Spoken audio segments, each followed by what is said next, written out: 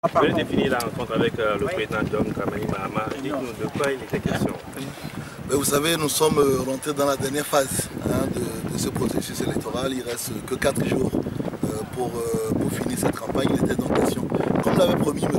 Mahama Dramani, de revenir, voir un peu comment nous percevons, nous les acteurs, ce processus-là. Donc il a été une question de cela, des problèmes qui sont aujourd'hui présents sur le terrain. Donc on a passé en revue tous les problèmes qui pourraient éventuellement éveiller ce processus. Alors quelle a été l'ambiance qui a régné au cours de cette discussion-là? Une ambiance d'abord studieuse parce qu'on a beaucoup travaillé et plutôt bon enfant.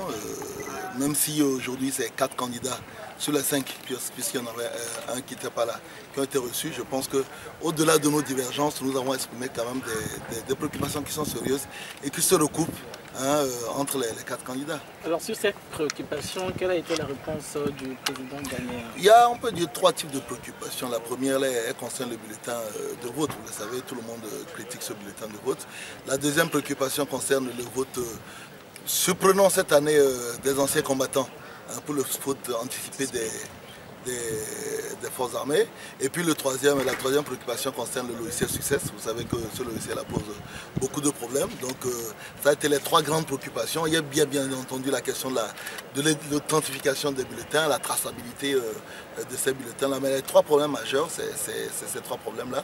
Le président de la CEDEAO rencontre après nous la CENI et il a promis de transmettre l'ensemble de nos préoccupations à la CENI en vue de voir si on peut trouver des solutions immédiates au futur.